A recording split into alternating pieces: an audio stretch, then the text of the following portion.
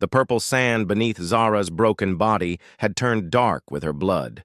She lay twisted among the crystal formations that jutted from the wasteland like broken teeth, each breath a struggle that sent fire through her shattered ribs.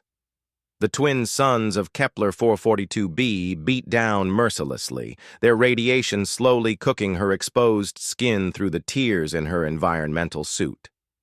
3 days ago, she had been the pride of the Valorian exploration fleet. 3 days ago, her crew had trusted her leadership as they mapped this desolate world on the rim of known space. 3 days ago, before Commander Thex had revealed his true nature and left her here to die. The betrayal burned worse than her wounds. Thex had waited until they were alone on the surface, investigating the strange energy readings from the crystal formations. He had struck without warning, using a plasma cutter to slice through her suit's life support systems and sever the tendons in her legs. As she lay helpless, he had activated an emergency beacon that would summon their ship. "The High Council will never accept a female commander," he had told her as she bled into the alien sand. "Your success threatens the natural order. Let the Wasteland have you." The ship had departed within hours, leaving behind only her fading life signs and a falsified report of her death in an equipment malfunction. By now, Thex would be halfway back to Valorian space, ready to claim credit for her discoveries and her command position. Zara tried to move her legs again, but they remained lifeless weights attached to her torso. The medical nanites in her bloodstream had stopped the worst of the bleeding, but they were not designed for injuries this severe. Without proper medical equipment, she would be dead within days. She closed her eyes and tried to remember her homeworld, the crystalline cities that rose like mountains from the purple seas, the songs of her people echoing through the crystal spires at dawn. Her mother's face, proud and strong, as she had blessed Zara's first command. She would never see any of it again. A shadow fell across her face. Zara's eyes snapped open, expecting to see some native predator come to finish what Thex had started. Instead, she found herself looking up at the strangest creature she had ever seen. It stood upright like a Valorian, but that was where the similarities ended. Its skin was a pale pinkish color, completely unlike the silver blue of her own people. Strange fur sprouted from the top of its head in an unruly brown mass. Most alien of all were its eyes, not the solid black orbs of her species, but strange multicolored things with white around the edges and a brown center that seemed to shift and change as it looked at her. The creature knelt beside her, and she could hear it making sounds, not words in any language she knew, but something that almost sounded like communication. It reached toward her with strange five-fingered hands, and Zara tried to pull away, expecting pain or death. Instead, the creature's touch was gentle. It examined her wounds with what seemed like genuine concern, its alien eyes moving from her shattered legs to the cuts on her arms to the damage to her environmental suit. When it saw the extent of her injuries, it made a sound that could only be described as distressed. The creature stood and looked around the wasteland, then back at her. It seemed to be thinking, weighing options she could not imagine. Then it moved to one of the larger crystal formations nearby and began doing something that defied all logic. It started hitting the crystal with a piece of metal. Zara watched in amazement as the alien creature worked with simple tools to chip away at the crystal formation. She had studied these crystals for weeks with sophisticated equipment and barely made a dent. Yet somehow, this primitive being seemed to know exactly where to strike, to break off large, smooth pieces. The creature worked with a strange determination she had never seen before. When its metal tool broke, it found another. When that one failed, it used rocks. Its hands became bloody and raw, but it did not stop. The alien sun was setting, and still it worked. As the first moon rose, the creature returned to her side carrying an armload of crystal fragments. With movements that suggested surprising intelligence, it began arranging the pieces around her body. Not randomly, but in a specific pattern that seemed designed to... Zara gasped as she realized what it was doing. The crystal formations on this world were not just geological features. They were natural energy collectors and amplifiers. Her people's instruments had detected this, but they had dismissed it as a curiosity. This alien creature somehow understood that the crystals could be used to channel and focus energy. As the creature completed its crystal arrangement, Zara felt a warm, tingling sensation spreading through her body. The crystals were somehow amplifying and redirecting the ambient energy from the planet's core, creating a healing field around her. Her wounds stopped bleeding. The pain in her ribs began to fade. But the creature was not finished. Throughout the night, it worked tirelessly. When the crystal arrangement needed adjustment, it moved the pieces with careful precision. When predators approached, Zara could hear their howls in the distance. The creature drove them off with improvised weapons and strategic use of fire. When the temperature dropped, it somehow coaxed more warmth from the crystals. By morning, Zara could move her fingers without pain. By midday, she could sit up. The healing was slow but steady, far beyond what should have been possible with her species' medical technology, let alone with primitive crystal manipulation. The creature sat nearby, watching her with those strange eyes. It had not slept, she realized. It had spent the entire night keeping her alive, and now it looked exhausted. Yet when she tried to gesture for it to rest, it shook its head and continued its vigil. As her strength returned, Zara began to study her rescuer more carefully. The creature, she decided to think of it as he, based on certain physical characteristics, was clearly intelligent despite his primitive appearance. His tools were crude but effective, shaped with obvious purpose and skill. His movements were efficient and purposeful. Most importantly, his actions showed a kind of altruistic behavior that was rare even among supposedly civilized species. On the second day after her rescue, Zara was able to speak. Her vocal cords had been damaged in Thex's attack, but the crystal healing had repaired them enough for basic communication. "Thank you," she said in standard Galactic, knowing the creature would not understand but needing to express her gratitude somehow. The creature's head tilted in a gesture that seemed almost like recognition. Then, to her amazement, it began to speak. "Welcome," it said in heavily accented but recognizable standard Galactic. "I am Marcus. You are safe now." Zara stared in shock.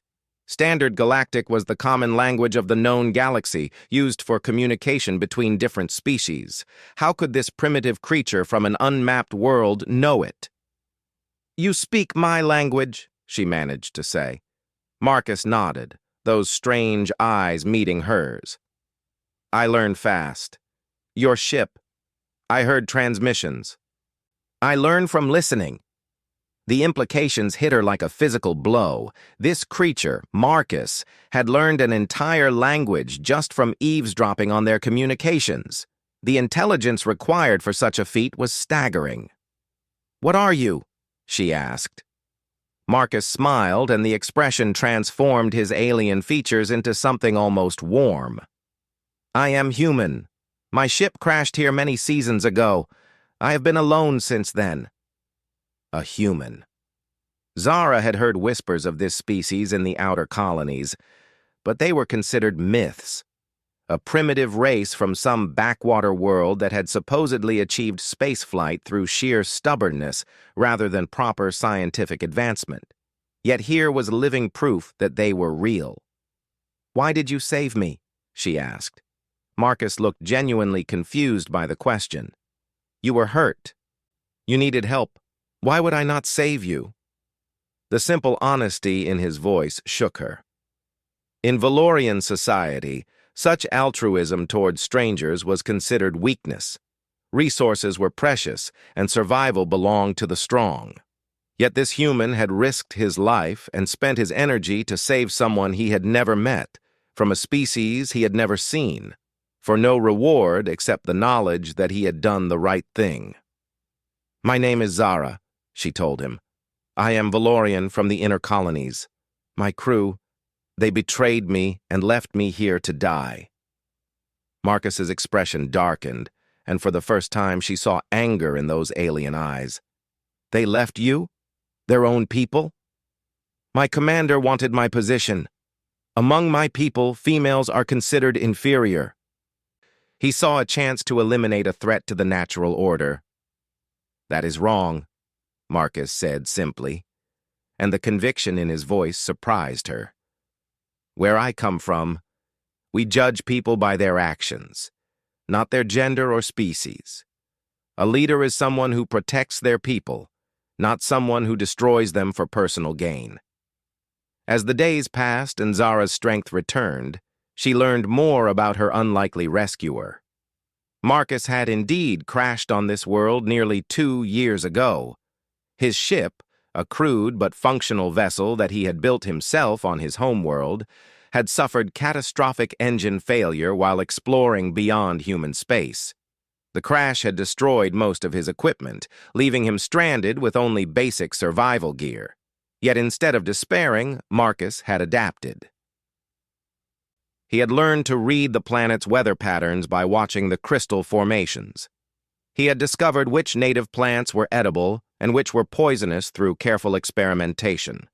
He had built shelter, crafted tools, and even developed a primitive but effective early warning system for the planet's frequent ion storms. Most impressively, he had done it all alone, without giving in to madness or despair. When Zara asked him how he had maintained his sanity in isolation, Marcus simply said, "I knew someone would come eventually. I had to stay alive to help them." It was a statement that perfectly summarized what Zara was learning about humans. They possessed an almost irrational optimism, a belief that things could and would get better if they just kept working at the problem. Combined with their remarkable adaptability and their instinctive compassion for others, it made them unlike any species she had ever encountered. By the end of her first week of recovery, Zara was mobile again, though still weak. Marcus had fashioned her a crude but effective walking stick from crystallized mineral formations, and together they explored more of the immediate area around his makeshift camp. That was when they discovered the first sign that their time on this world was about to become much more complicated. The energy readings from the crystal formations had changed. Instead of the steady, low-level emanations that Marcus had grown accustomed to, the crystals now pulsed with increasing intensity. Deep underground, something was stirring. "It started 3 days ago," Marcus explained as they stood before a massive crystal spire that now glowed with internal light. "Right around the time your crew left. I think their ship's engines might have triggered something." Zara extended her hand toward the crystal and felt the hair on her arm stand on end from the electromagnetic field it was generating. Her scientific training kicked in, and she began analyzing the patterns of energy emission. What she discovered filled her with dread. "This is not random," she told Marcus. "The crystals are forming a network, linking together across the continent. The energy patterns, they are building toward something big." As if in response to her words, the ground beneath their feet trembled. In the distance, other crystal formations began to glow brighter, their light visible even in the alien daylight. Marcus looked at her with those strange, expressive eyes. "What do you think it means?" Zara thought of her extensive training in xenogeology and planetary sciences. She thought of the classified reports she had read about worlds that had been consumed by runaway geological processes. She thought of the energy readings that had brought her crew to this world in the first place. "I think," she said slowly, "that this planet is about to destroy itself, and when it does, the explosion will be visible from halfway across the galaxy." The tremors had grown stronger over the past 3 days, and the crystal formations now pulsed with an ominous rhythm that reminded Zara of a massive heartbeat. She and Marcus had retreated to his shelter, a cleverly constructed cave system that he had reinforced with salvaged metal from his crashed ship. Despite the primitive appearance, Zara was impressed by the engineering. Marcus had created a space that was not only secure but comfortable, with systems for water collection, air circulation, and even basic waste processing. "Tell me about your ship," Zara said as they sat around Marcus's improvised heating system, watching the alien constellations wheel overhead through a gap in the roof. "How did you get so far from human space?" Marcus poked at the glowing crystals that provided their heat, his expression distant. "Humans are explorers," he said simply. "We see something unknown, and we have to know what it is. My ship was part of an independent survey mission. We were not military or commercial, just people who wanted to see what was out there." "We?" Zara asked.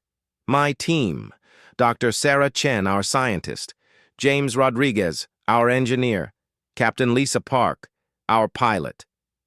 Marcus's voice grew quiet. "They died in the crash. I managed to get clear of the ship before the reactor went critical, but they were trapped in the command section." Zara felt a pang of sympathy for the human. She understood loss, but to be the sole survivor and then spend years alone, it required a strength she was not sure she possessed. "I am sorry," she said. Marcus nodded, accepting her condolences. "They would have liked you, Sarah especially.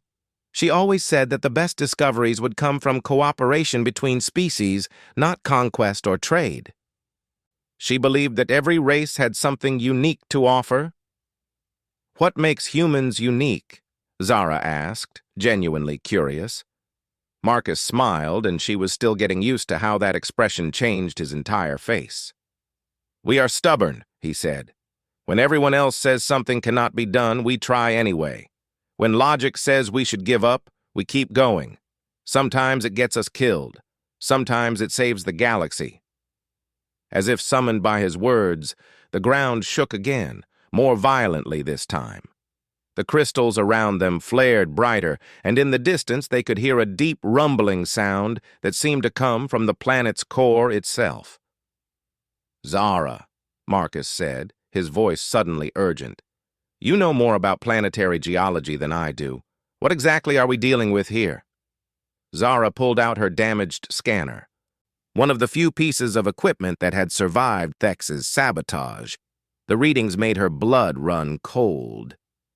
"The crystalline formations are not just energy collectors," she said. "They are a planetary defense system. Something, probably the electromagnetic emissions from my ship's engines, has triggered an activation sequence. The entire planet is preparing to discharge its accumulated energy." "Discharge it where?" "Into space. The crystals are essentially turning the planet into a massive directed energy weapon. When the sequence completes, it will fire a concentrated beam that could sterilize everything in its path for dozens of light years." Marcus stared at her. "Could it reach inhabited systems?" Zara checked her star charts and felt her heart sink. The beam trajectory would take it directly through the Valorian trade routes. 3 billion people live in the systems that would be affected. Marcus stood up abruptly, pacing the small confines of the shelter. "How long do we have?" "Based on the energy buildup rate, perhaps 10 days before the discharge becomes inevitable." "Then we stop it." Zara looked at him in amazement. "We?" "Marcus, I am a single injured Valorian with broken equipment, and you are—" She paused, realizing she did not actually know what humans were capable of. "I am a human with functioning hands and a working brain," Marcus finished for her. "That has been enough to solve every other problem I have faced on this world." "This is not fixing a water reclamation system or hunting for food," Zara protested. "This is a planetary-scale energy discharge. We would need massive equipment, a full engineering team, probably a fleet of ships to—" "We would need to understand how the system works and find its weak point," Marcus interrupted. "Everything has a weak point, even planets." Over the next 2 days, as the tremors grew stronger and the crystal formations brighter, Marcus proved that human stubbornness was more than just empty boasting. While Zara used her scientific training to analyze the energy patterns and map the crystalline network, Marcus did something she would have considered impossible. He began to decode the alien technology through pure trial and error. "Watch this," he said on the morning of the second day, leading her to a small crystal formation near their shelter. He had been working on it through the night, using makeshift tools and an approach that seemed to involve more intuition than scientific method. Marcus placed his hands on specific points of the crystal and pressed in a sequence he had discovered through hours of experimentation. The crystal's glow dimmed slightly, its energy output dropping by nearly 5%. "You interrupted its charging cycle," Zara breathed, her scanner confirming what her eyes could see. "But how did you know where to touch it?" "I watched how you Valorians move," Marcus explained. "Your people have a natural affinity for crystalline technology, right? The way you instinctively know how to interface with your ship controls, your medical equipment. I figured the crystals were designed to respond to that same kind of biometric input." "But you are not Valorian. Your biosignature is completely different." Marcus grinned. "Yes, but I am very good at improvising. I studied how you moved around crystals, how your body language changed when you were near them. Then I experimented until I found hand positions that produced similar energy patterns. It was brilliantly illogical, the kind of approach that would never occur to a properly trained scientist. Yet it worked. Marcus had somehow managed to reverse engineer an alien bio-interface through observation and intuition. "Show me again," Zara said. For the next several hours, Marcus taught her his improvised techniques for interacting with the crystal formations. To her amazement, she found that his methods were often more effective than her people's traditional approaches. Where Valorian technology relied on precise biosignature matching, Marcus's techniques were more adaptable, more forgiving of variation. "Humans learn by trying things until they work," Marcus explained as they practiced. "We do not always understand why something works. We just care that it does work. Your people are more elegant, but sometimes elegance is not what you need." As her skill with Marcus's techniques improved, Zara began to see patterns in the planetary crystal network that her conventional training had missed. The system was not just a weapon, it was a complex organism of sorts, with the individual crystals acting like neurons in a vast brain. The energy discharge was not an attack, but a desperate attempt at communication. "Something is trapped inside the network," she told Marcus as they studied the readings from her scanner. "An intelligence of some kind. It has been dormant for millennia, but our ship's engines woke it up. It is trying to send a message, but the only way it knows how to communicate is through massive energy discharges." "What kind of message?" "A warning. There is something coming to this galaxy, something that this intelligence fears. It wants to alert the inhabited worlds, but its message will destroy them instead." Marcus sat back on his heels, processing this information. "So we have an alien intelligence that wants to save the galaxy, but will accidentally destroy it in the process." "That appears to be correct. Then we need to find another way for it to communicate." The next few days blurred together in a haze of desperate experimentation. Working together, Zara and Marcus mapped the entire planetary crystal network and identified the key nodes that controlled the discharge sequence. The alien intelligence was cooperative once it understood that they were trying to help, but communication was difficult. It thought in terms of geological time and galactic distances, while they needed to work within the span of days. Marcus's human ingenuity proved crucial time and again. When they needed to access a crystal formation that was too hot to touch, he improvised cooling systems from ice and salvaged metal. When they required a way to interface with multiple crystals simultaneously, he created a network of conductors using materials from his crashed ship.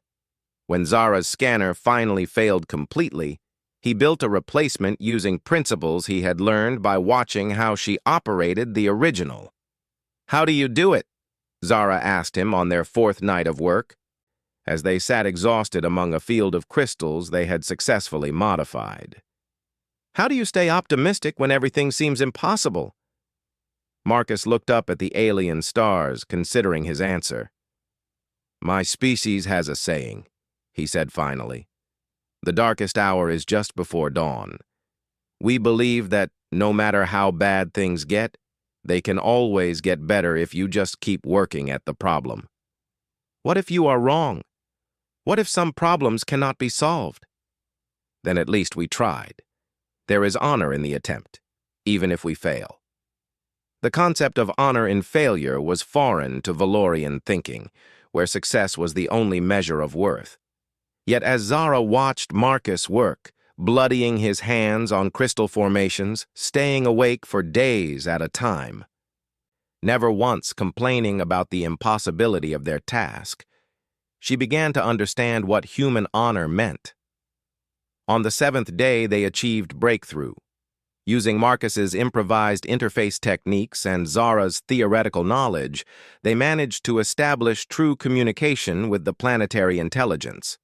What they learned filled them both with terror. The approaching threat was not an invasion force or a natural disaster. It was something far worse, a species that consumed the life force of entire worlds, leaving behind nothing but dead rock and empty space. They were called the Devourers, and they moved through the galaxy like locusts, stripping each system of everything that made it valuable before moving on to the next. The Devourers had destroyed the original inhabitants of this world millions of years ago, but not before those beings had managed to encode their final intelligence into the planetary crystal network. That intelligence had been waiting, watching, preparing for the day when the Devourers returned. According to the ancient sensors still functioning deep in the planet's crust, that day would come soon. The Devourers' advanced scouts were already probing the galaxy's outer rim. Within a standard year, they would reach the inhabited worlds. The original plan was to use the energy discharge as a weapon, the planetary intelligence explained through painful, halting communication, to destroy their advance force and delay their main fleet. But the discharge would also destroy your people's worlds. I cannot choose between genocide and genocide. Then we find a third option, Marcus said firmly. What third option? Both Zara and the intelligence asked simultaneously. Marcus smiled, and Zara was beginning to recognize that particular expression. It meant he had an idea that was either brilliant or completely insane. We modify the discharge, Marcus said. Instead of a weapon, we make it a beacon. A warning signal that every civilization in the galaxy will be able to detect and understand. We give them advance notice of the threat, and we let them prepare. The energy required would still devastate several systems, Zara pointed out. Not if we spread it out, Marcus replied. Instead of one massive beam, we create thousands of smaller pulses, each one carrying the same information but with far less destructive power. It will require more complex programming and precise timing. But it is possible. The planetary intelligence was silent for long moments as it processed this suggestion. Finally, it responded with something that might have been gratitude. This solution preserves both warnings and lives. But the modifications you propose are beyond my current capabilities. I would require assistance from beings with more flexible thinking patterns. Marcus looked at Zara and grinned. Lucky for you, humans specialize in flexible thinking. As the planet's discharge sequence entered its final phase, Zara found herself working alongside both Marcus and an intelligence older than her entire civilization. The partnership should have been impossible. Three completely different forms of life, with nothing in common except their determination to prevent a galactic catastrophe. Yet somehow, it worked. Marcus's intuitive engineering, Zara's scientific training, and the planetary intelligence's vast computational power complemented each other perfectly. Where one approach failed, another succeeded. Where logic reached its limits, intuition provided solutions. With less than 6 hours remaining before the automatic discharge, they completed their modifications to the planetary crystal network. Instead of a single devastating beam, the planet would now broadcast thousands of coordinated warning signals across the galaxy. Every inhabited world would receive advance notice of the approaching threat, along with detailed information about the Devourer's capabilities and weaknesses. "Will it be enough?" Zara asked as they watched the final sequence initialize. "It will have to be," Marcus replied. "We have given them the tools they need to fight back. The rest is up to them." As the first wave of warning signals pulsed out from the crystal formations, Zara realized that Marcus had once again demonstrated the fundamental human trait that had saved her life: the willingness to help strangers, to sacrifice for people they had never met, simply because it was the right thing to do. But she also realized that their work was far from over. The warnings would reach the inhabited worlds, but someone would need to coordinate the response. Someone would need to unite the galaxy's disparate species against a common threat. Someone would need to lead. As she looked at the human who had already saved her life and possibly the galaxy, Zara began to understand what her true mission would be. The response to their galaxy-wide warnings came swifter than either Zara or Marcus had expected. Within hours of the first pulse transmission, ships began arriving in the system. Not just Valorian vessels, but craft from dozens of different species: the insectoid hive collective, the aquatic depth swimmers, the energy-based luminous ones, and many others that Zara recognized only from diplomatic databases. "They all received the message," Zara said in wonder, as she and Marcus watched the growing fleet from their position on the planet's surface. "Every major civilization in the galaxy is represented up there." Marcus nodded, but his expression was troubled. "The question is whether they will work together or turn this into another excuse for conflict." His concern proved justified. By the second day, the orbital space around their planet had become a battleground of competing agendas and ancient grudges.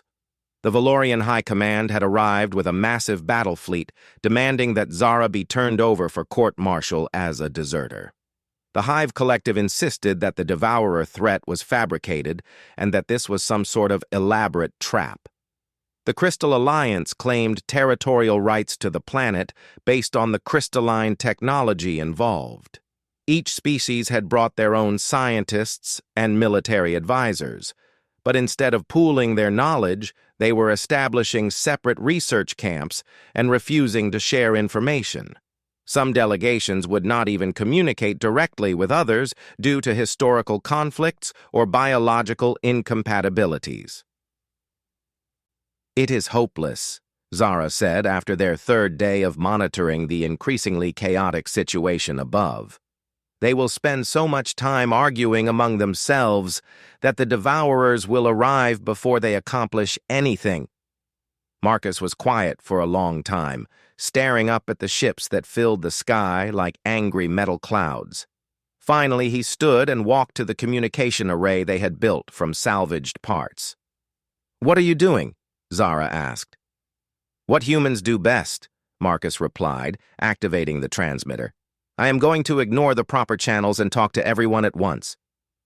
Before Zara could stop him, Marcus had hacked into the fleet's communication network using techniques he had learned from studying her people's technology. His signal went out on all frequencies, in all languages, simultaneously broadcast to every ship in the system. "This is Marcus Chen, representing the human delegation," he began, and Zara noticed he had given himself a title that did not technically exist. "I am transmitting from the planet's surface, where Commander Zara of the Valorian Exploration Fleet and I have been working with the planetary intelligence to understand the Devourer threat." The response was immediate chaos. Dozens of voices began transmitting at once, demanding explanations, issuing threats, questioning Marcus's authority to speak for humanity. Through the cacophony, Zara heard familiar voices. Commander Thex demanding her immediate surrender, Hive Queens questioning human involvement in galactic affairs, Crystal Alliance leaders claiming precedence in all crystal-related technology. Marcus waited patiently for the noise to die down, then continued as if nothing had happened. I know that many of you have questions about human involvement in this matter. The truth is that humans were not invited to this gathering because most of you did not know we existed. We are a young species recently arrived at spaceflight with no claim to territory or resources that any of you want. We have no armies to threaten you with, no ancient grudges against your peoples, and no political agenda beyond the survival of all sentient life in this galaxy. Zara found herself holding her breath as Marcus continued. This was either the most brilliant diplomatic gambit she had ever witnessed, or the most catastrophic breach of protocol in galactic history. What we do have, Marcus said, is a fresh perspective and a willingness to work with anyone who shares our goal. Commander Zara and I have spent the past 2 weeks learning to combine Valorian science with human intuition and ancient crystalline intelligence. The result saved all of your worlds from accidental destruction and provided you with advance warning of the real threat. The communication channels had gone silent. Every ship in the fleet was listening now. The Devourers are real, and they are coming. We have perhaps 10 months before their advanced scouts reach the outer systems. 10 months to set aside our differences and prepare a defense that will protect all of our peoples. 10 months to prove that intelligence and cooperation are stronger than hunger and destruction. Marcus paused, and when he spoke again, his voice carried a quiet confidence that somehow reached across species barriers. Humans have a saying: if you want to go fast, go alone. If you want to go far, go together. The Devourers expect us to fight them the way we have always fought each other, as separate species protecting only our own territories. They are counting on our divisions to weaken our response. I propose we disappoint them. The silence stretched for nearly a full minute before the first response came. It was from an unexpected source. Captain Helix of the Synthetic Collective, the artificial intelligences who rarely involved themselves in organic affairs. Human Marcus, came the digitized voice. Your proposal has logical merit. The Synthetic Collective agrees to share all relevant data regarding defensive technologies. What coordination do you propose? More voices began to join in. Species that had not spoken to each other in centuries, suddenly finding common ground in the face of extinction. The depth swimmers offered their expertise in rapid construction techniques. The luminous ones promised to share their energy manipulation technologies. Even the famously isolationist Stone Guard indicated their willingness to contribute their defensive knowledge. But it was the unexpected alliance that surprised Zara the most. Commander Thex, her former betrayer, came on the channel with a formal declaration that shocked the entire fleet. The Valorian High Command withdraws all charges against Commander Zara and formally requests that she serve as our representative in the unified defense effort. Her actions have brought honor to our people and salvation to the galaxy. Marcus looked at Zara with raised eyebrows. It seems your government has decided that saving everyone is more important than gender politics. Over the following weeks, the Wasteland planet became the unlikely headquarters of the largest cooperative effort in galactic history. Representatives from 47 different species worked together in research teams that would have been impossible to imagine before the Devourer threat. Humans, with their gift for finding unexpected connections and their lack of preconceived notions about what was or was not possible, became natural coordinators and problem solvers. Marcus found himself at the center of it all, not because he had been appointed to any official position, but because he had a talent for helping different species understand each other. When the Hive Collective's mathematics clashed with Valorian engineering principles, Marcus found ways to translate between the two approaches. When the Crystal Alliance's energy theories seemed incompatible with synthetic collective computational models, Marcus suggested hybrid approaches that combined the best of both. "How do you do it?" Zara asked him one evening as they walked through the research camps that now dotted the planet's surface. "How do you make species that have been enemies for centuries work together?" Marcus smiled, and she had grown to love that expression of quiet confidence. "Humans are good at seeing the person behind the differences," he said. "When you meet a hive queen, you see an alien insectoid hierarchy. When I meet her, I see someone who cares deeply about protecting her people's children. When you meet a synthetic collective captain, you see an artificial intelligence with incomprehensible thought patterns. When I meet him, I see someone who values logic and efficiency in service of a greater good. Is that truly how you see us? As people rather than aliens?" "Zara, the first time I saw you, you were dying in the sand, abandoned by your own crew. I could have seen an enemy, or a specimen, or a tool to use for my own survival.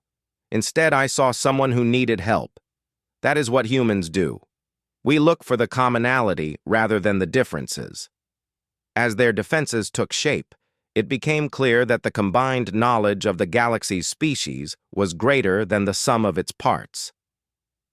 Valorian crystal technology merged with synthetic collective computational power to create targeting systems of unprecedented accuracy.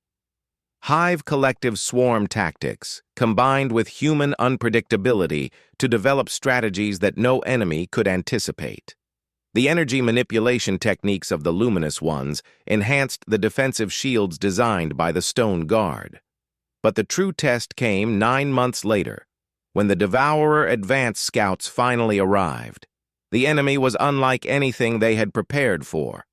The Devourers were not ships in any conventional sense, but vast living creatures that moved through space like cosmic predators. Each one was the size of a small moon, with hide that could deflect energy weapons and claws that could tear through the hulls of battleships. They moved in coordinated swarms, consuming everything in their path and growing stronger with each world they devoured. The first battle was nearly a disaster. Traditional military tactics proved useless against enemies that could absorb energy attacks and seemed immune to conventional weapons. The combined fleet, despite all their preparation, was being systematically destroyed. That was when Marcus made a suggestion that changed everything. "Stop fighting them like they are ships," he said over the fleet-wide communication network as another wave of Devourers approached. "Fight them like they are living creatures. Living creatures have weaknesses. They need food. They have vital organs. They can be confused or frightened." "How do you confuse a space monster?" Captain Halix of the Synthetic Collective asked. Marcus grinned, and even across the communication link, Zara could hear it in his voice. "You give it indigestion." The plan was pure human insanity. Instead of fighting the Devourers directly, the combined fleet would feed them something that looked appealing but was actually harmful. Asteroids packed with reactive materials, debris fields laced with delayed reaction explosives, even abandoned ships rigged with overloading reactors. "The Devourers expect resistance," Marcus explained as the fleet moved into position. "They are prepared for weapons and shields and energy attacks. They are not prepared for prey that fights back from the inside." The strategy worked better than anyone had dared hope. The Devourers, accustomed to simply overwhelming their enemies, consumed the bait without caution. The resulting explosions damaged them from within, disrupting their coordination and leaving them vulnerable to the conventional attacks that had previously been ineffective. More importantly, the success of the strategy proved something that changed the course of galactic politics forever. When species that had never trusted each other worked together under human coordination, they could accomplish things that none of them could achieve alone. The war against the Devourers continued for 3 more years, but the outcome was never really in doubt after that first victory. The combined knowledge and resources of the galaxy, coordinated by human insight and determination, proved stronger than any force of destruction. When the last devourer was finally destroyed, the leaders of the 47 species met on the Wasteland planet where it had all begun.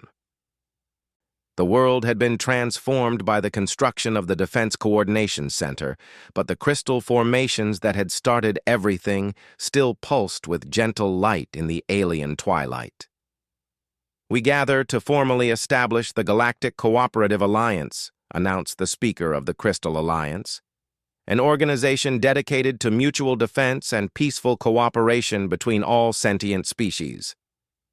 The first matter of business," added Queen Vespa of the Hive Collective, "is to elect the Alliance's first Coordinator General. I nominate Marcus Chen of the human species." The nomination was seconded by Captain Helix, then by the Depth Swimmer delegation, then by every other species present. When the vote was taken, it was unanimous. The first leader of the United Galaxy would be a human who had started as a castaway on a desolate world. Marcus accepted the position with typical human grace, promising to serve all species with equal dedication and to never lose sight of what had made their alliance possible.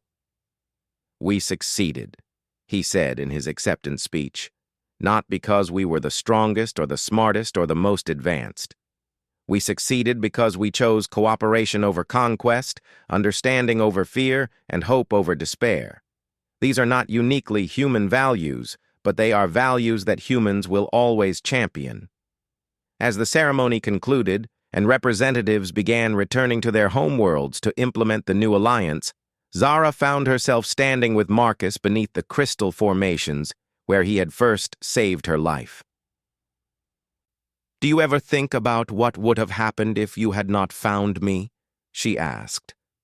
Marcus considered the question seriously. "The warnings would never have been sent. The species would have faced the devourers separately and been destroyed one by one. The galaxy would have fallen.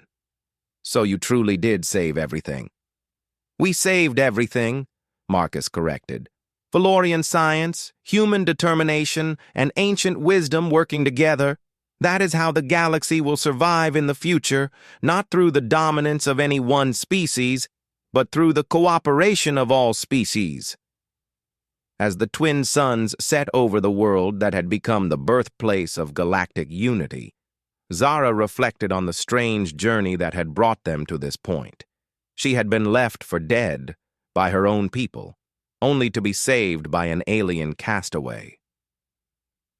That act of simple compassion had led to the greatest alliance in galactic history and the defeat of an extinction-level threat. Later, histories would record the great battles, the brilliant strategies, the technological breakthroughs that had made victory possible. But Zara knew that the real turning point had been much simpler. A lone human deciding to help a dying stranger because it was the right thing to do. That, she realized, was the true strength of humanity. Not their technology or their numbers or their military might, but their unwavering belief that every life had value and every problem had a solution if you were willing to work hard enough to find it. As ships departed for distant stars and the galaxy began its new chapter of cooperative exploration, Zara understood that Marcus's greatest gift to the universe was not his coordination skills or his strategic thinking. It was his demonstration that compassion could be a form of strength, that helping others was never a weakness, and that even the smallest act of kindness could change the course of history. The Wasteland world slowly returned to quiet, its crystals continuing their eternal vigil. But now they watched over a galaxy that had learned the most important lesson of all, that survival depended not on defeating your enemies, but on turning them into friends, and that the greatest victories came not from conquest, but from cooperation. Marcus had been right from the beginning. The darkest hour truly was just before dawn, and when the dawn came, it illuminated not just one world, but an entire galaxy united in hope.